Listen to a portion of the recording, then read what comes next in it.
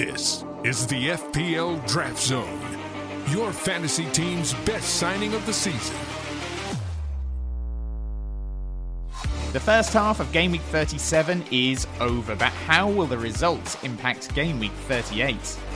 With the race for Europe still alive, which teams should we be investing in as we approach the final week? And with the relegation battle done and dusted, how many teams will be on the beach? Hello and welcome to the FPL Draft Zone, a podcast all about draft FPL. I'm Don Crofts, I hope you're well, and today we're going to be looking back at Game Week 37 after 9 matches have been played and with 4 games still to come. And then we're going to be turning our attention to the final game week of the season and asking which teams can we trust to perform when so many sides have nothing to play for. We've also got all the usual bits, of course. We've got heroes, we've got villains, we've got waiver wants and much more. But first, let's take a look at all the results from this game week so far. And it all began on Saturday lunchtime when Manchester City came to the capital to take on Fulham, and it was a stroll in the park. It finished Fulham 0, Manchester City 4. Josko Vardial scoring twice to continue his incredible form for City. Alvarez and Foden also on target as City cruised to victory at Craven Cottage. Then in the 3 o'clock kickoffs, it was the late show at the Vitality Stadium as Brentford beat Bournemouth. Bournemouth went behind after 86 minutes when Brian Mbeumo opened the scoring. Big Dom Solanke equalised with a minute of normal time remaining. And then Johan Wissa scored the winner for the Bees in the 95th minute. That was Wissa's 11th goal of the season, and maybe, just maybe, Brentford have already got their Ivan Toney replacement at the club. Everton 1, Sheffield United 0 was the final score at Goodison Park. Doucouré scoring his first goal since game week 16 to earn Everton a 5th straight home win and a 13th clean sheet of the season.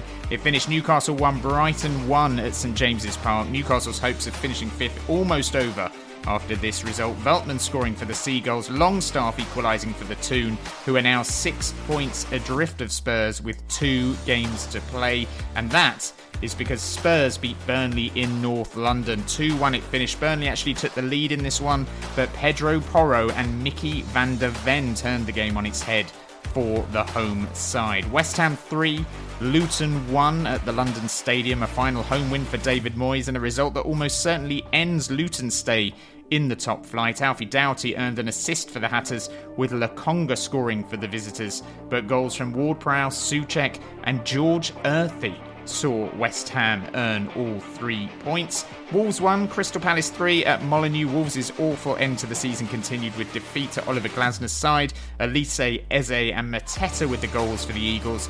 Cunha getting a consolation for Wolves. And then in the late kickoff it finished Nottingham Forest 2, Chelsea 3. Mudryk put Chelsea in front. Bolly equalised. Callum Hudson-Odoi scored his 3rd goal in 2 games to put Forest in front against his old club, of course. But late goals from Raheem Sterling and a 4th goal in 3 games from Nicholas Jackson won the day for Chelsea. Then on Sunday, Arsenal went to Old Trafford knowing they had to win to keep the title race alive, and win they did. Leo Trossard scoring his 12th goal of the season to earn them a 1-0 win. What a signing he has been, by the way. And the title race will go to the final day no matter what happens between Manchester City and Spurs in mid-week. So that is how Game Week 37 is looking, with 4 games left to play. Those games see Aston Villa take on Liverpool on Monday night, Spurs take on Manchester City on Tuesday night, and then on Wednesday it is Brighton against Chelsea and Manchester United against Newcastle United. We will see what happens in those matches and how they affect your chances of draft glory. But before that, it's time for a little bit of winners and losers. The FPL Draft Zone. Winners and losers. And first up with the winners are a couple of Crystal Palace assets who are on fire right now. Michael Elise and Jean-Philippe Mateta.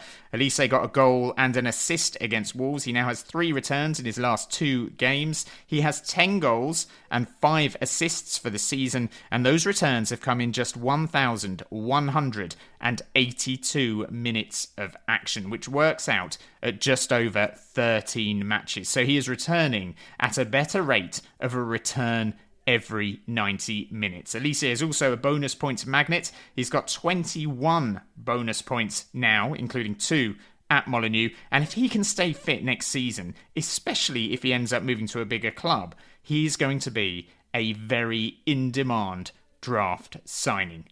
Meanwhile, his teammate Jean-Philippe Mateta isn't doing too badly either. Mateta scored his 13th goal of the season against Wolves. 10 of those goals have come since Oliver Glasner took over from Roy Hodgson in game week 26. And in the last 5 game weeks alone, Mateta has picked up 46 points. And in 3 of those games, he's got maximum bonus as well. Crystal Palace finished the season at home to a tired-looking Aston Villa side, so there's every chance they'll do more damage in that one. So if you have an Elise or a Mateta or even an Abrici Eze, you have got yourself some potential Game Week 38 gold. Other winners this week, Nicholas Jackson, who got his 19th return of the season against Nottingham Forest. He's now got 13 goals and 6 assists for the season, and 8 of those returns have come in his last 6 matches. And Brian Mbumo is another winner this week after picking up a 12-pointer in Brentford's win at Bournemouth. Mbumo got a goal and an assist in that one, and in the 9 games since he's come back from injury, he has had 5 returns. As for losers, Wolves' assets get another mention as their season continues to fall off a cliff. It's just 1 win in 9 for them now. They've conceded 8 goals in their last 2 games, and with a game against Liverpool at Anfield to finish, there could be quite a lot more pain for them to come. And defenders in general also get a shout out with just 3 teams keeping clean sheets this week: Manchester City, Everton and Arsenal. So if you're relying on your backline to earn you points, you'd better hope you've got Pedro Porro or Mickey van der Ven in your draft teams if you're not lucky enough to have Arsenal or City assets. So that's some of the good and some of the bad from Game Week 37, but who was so good they single-handedly helped you win your game week? It's time to reveal this week's fantasy hero of the week.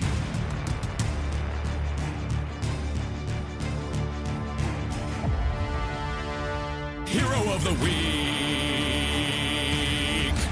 And this week's hero is, of course, Josko Vardial. The Croatian defender made it 4 goals in 5 games after getting a brace against Fulham. He could have become the first defender in Premier League history to score a hat-trick as well if he'd taken that late penalty rather than giving it to Julian Alvarez. He has got 60 points in his last 5 matches, and as well as those 4 goals, he's got 2 assists, he's picked up 3 clean sheets, and he's earned 8 bonus points. And with Spurs still to come this game week, those points are going to keep on coming over the next few days. City finished their season at home to West Ham, who have the 3rd worst XGC in the top flight behind only Luton and Sheffield United. So Vardial's stunning end to the campaign may just carry on into Game Week 38 as well. He pitched in a sublime display against Fulham, and that is why Josko Vardial is our fantasy hero of the week.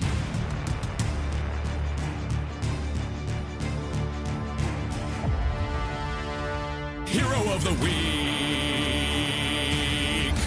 So that's our hero of the week, but who is our villain? Let's find out. Super villain of the week. Super villain of the week. Super villain of the week. Super villain of the week. I hate his guts. And this week's supervillain of the week is an entire team, and that team is called Fulham Football Club, who were embarrassing at home to Manchester City. They spent the whole week flying kites in training, and it showed, as they were never at the races on Saturday lunchtime. They finished with an XG of just 0.12 against Pep Guardiola's side. They had just 1 shot in the entire game, and they only managed 6 touches in the opposition box. Arsenal fans were hoping for a favour from the Cottagers, but they were let down badly, as were you, if you invested in any Fulham assets this week. Hang your head in shame, you West London clowns. Fulham are our supervillains of the week. Right, we are almost at the end of another Premier League season. There is basically a game week and a half to go, and we are going to focus on that final game week now, because if you are still in with a shout of winning your draft league, the decisions you make this week will be key. We're going to throw some potential waiver wants your way in just a moment, but first let's take a look at all the fixtures that we have to look forward to in Game Week 38, and this week they all kick off at the same time on Sunday, the 19th of May, at 4 p.m. BST. At the Emirates, it's Arsenal against Everton. The Gunners will want to finish on a high with a win against Sean Dyche's side. They can still win the title, of course. Everton have been excellent at home, but they have not won away since Game Week 17, losing 6 of their 10 games on the road. It's Brentford against Newcastle United. Brentford have been very good at home recently. They are unbeaten in their last 5 at the G-Tech. Newcastle have won 2 and lost 2 of their last 4 on the road, so who knows what you're going to get from them, but it is certainly a game that they must win. Brighton take on Manchester United at the Amex. Brighton have done okay in the last 2 matches, taking 4 points from a possible 6. Manchester United have not won in 3, and their last away win came way back in Game Week 25 against Luton Town. At Turf Moor, it's the Chris Wood derby. Burnley taking on Nottingham Forest. Relegated Burnley will look to go out on a high. Forest will also look to finish the season with a win. And at Stamford Bridge, it's Chelsea taking on Bournemouth. Chelsea are very much in the race for Europe.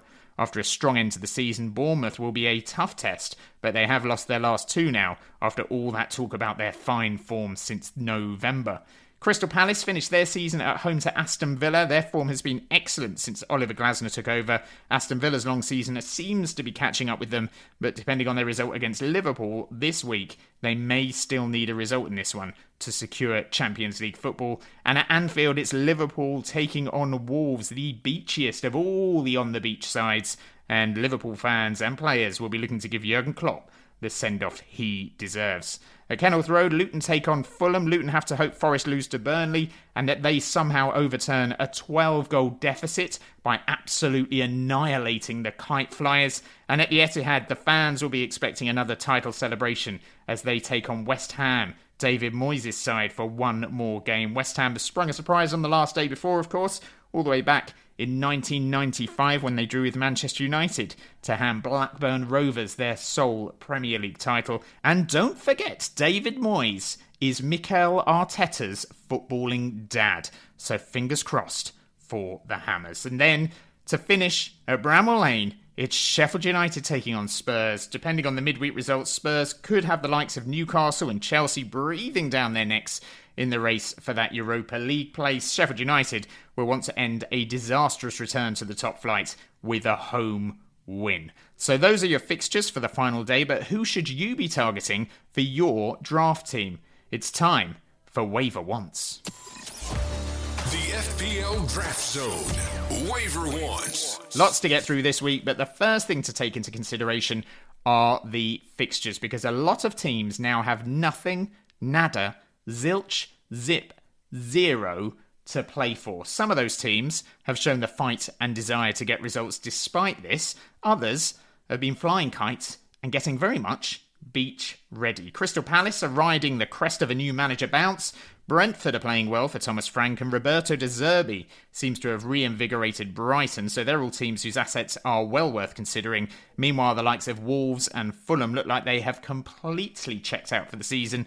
West Ham, who are ropey defensively, go to Manchester City, who are quite good offensively. It's a bit like sending a 2-week-old puppy to the front line. And Everton, who have been excellent at home but less impressive away, travel to an Arsenal side where they have conceded 9 goals on their last 2 visits there. So those are all sides you should avoid at all costs, in my opinion, and maybe even think about targeting players from their opponents if they are available. In terms of teams with things to play for, we have Arsenal and Manchester City, who are contesting the title, although their assets will be hard to come by. And at the time of recording, Spurs, Villa, Newcastle, Chelsea and Manchester City can all still qualify for Europe. At the moment, 5th place would guarantee Europa League football and 6th place would guarantee Europa Conference League football. But if Manchester City win the FA Cup, 6th will become a 2nd Europa League spot, and 7th will be enough for the Europa Conference League. So all those teams have games that matter, which should be in your thinking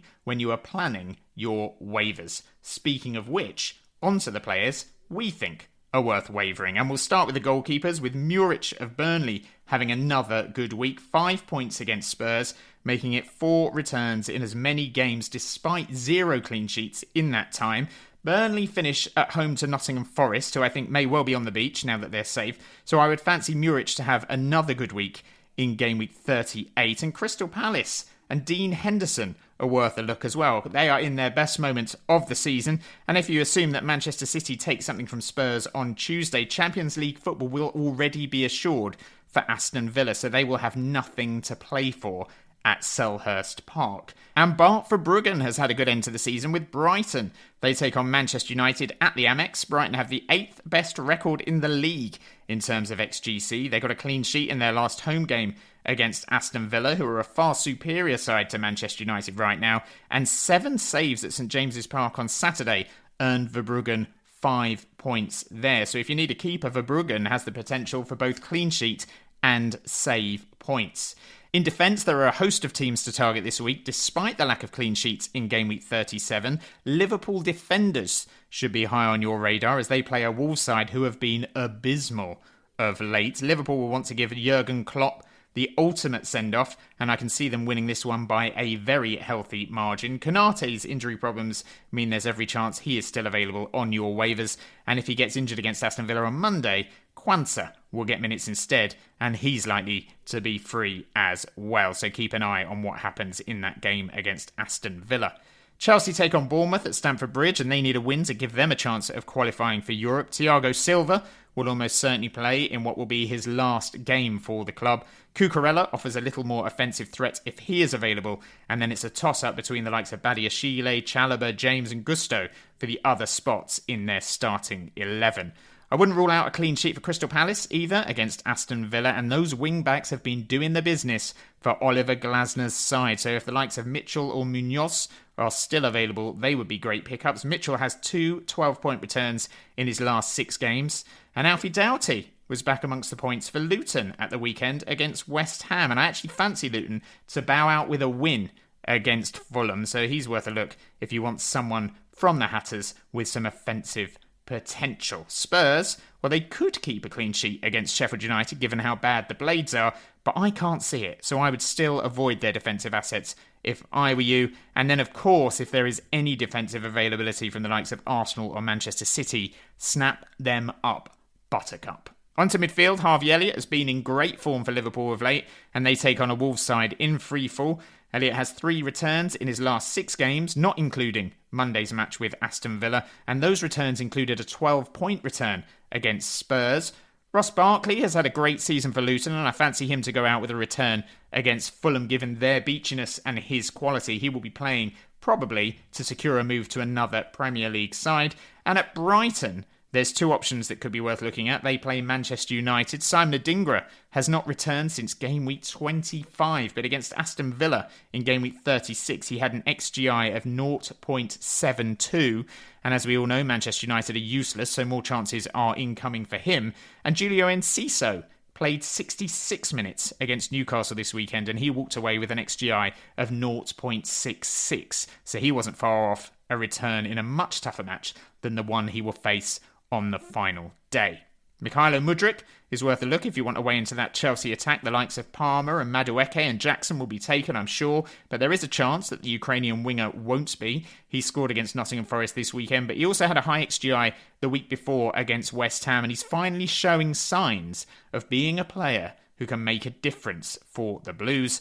And if your draft league is like my draft league, quite a few decent assets may have become available as a result of managers trying to make the most of game week 37. In my league, Eberechi Eze is available. He'd be a lovely pickup if he's available in yours. And Gabriel Martinelli is free as well, who I quite fancy to get some minutes against Everton. And if he does, there's every chance he will return. He came off the bench against Manchester United and looked threatening, although obviously he's unlikely to start given the form of Leo Trossard. On to the forwards, and again there could be some quality available as a result of those Game Week 37 waivers. In my league, Big Dom Solanke is free, and even though Bournemouth face a pretty daunting task going to Stamford Bridge, you would not rule him out scoring his 20th goal of the season, which would be quite the return for Solanke. And Muniz of Fulham has every chance of returning at Luton. He will get chances in that one, more as a result of who Fulham are playing rather than their desire to actually get a result. Gabby Jesus should get some minutes for Arsenal against Everton on what could be a tense afternoon at the Emirates. And if Ivan Toney has been dropped by a rival manager in your league, he plays what is likely to be his last game in a Brentford shirt, and it's up against his old club, Newcastle. So there is certainly some narrative there. Similarly, Danny Welbeck is worth a shout against his old club, Manchester United. He got an assist for Brighton against Newcastle. He could easily have scored in that one as well. So if you need a striker, Welbeck is well worth thinking about, as is Chris Wood, for exactly the same reasons. He is also up against his old club, like Welbeck, like Ivan Toney. He should have scored many more goals of late, but he has not returned, and surely those stats that he has secured over the last few weeks mean he will get a return sooner rather than later. Will it come in Game Week 38? We have to hope so. In his last 4 games, his XGI has been 0.83, 0.63, 0.87 and 0.41, and yet no returns. Goals are coming though, they are coming, and you would have to fear for Burnley when Big Chris Wood pops by to say hello. Game Week 38 also provides an opportunity to do some deals with rival managers who might be open to moves now, so late in the season. So Ben Brereton Diaz is worth trying to get in against a Spurs side who love to concede goals. Brian Mbeumo at home to Newcastle would be an astute bit of business if you could get that one over the line. And Carlton Morris will want to finish the season with a goal for Luton against Fulham if you're in need of a striker. Even a Darwin Núñez might be worth trying to bring in, given the opposition that Liverpool face and the fact that this week Núñez has deleted all his Instagram posts related to Liverpool, suggesting this may well be his final game in a Liverpool shirt. And wouldn't it just be like Darwin Núñez to finally register a shot on target in his final game for the club? So those are a few waiver options from us for the final week of the season, and what a week it could be for you and your draft title chances. But that is almost it for today. Game Week 38 starts on Sunday the 19th of May at 4 p.m. BST. The deadline for your waivers is Saturday the 18th of May at 2:30 p.m. BST. We will be back with a roundup of all those matches next week, and we'll also have news on our plans for the summer, when there will be the occasional pod to get you through the tedium of no Premier League football. In the meantime, please do not forget to subscribe to us on whatever podcast platform you're listening to us on. Thanks to everyone who has subscribed so far. If you could leave us a review as well, that would be absolutely golden. We're also on social media, so you can give us a follow there too. We're at FPL Draft Zone on X and on Instagram. Come and say hello. We would love to hear from you. And until next week, when the season will finally be over, good luck with all things draft, and bye for now.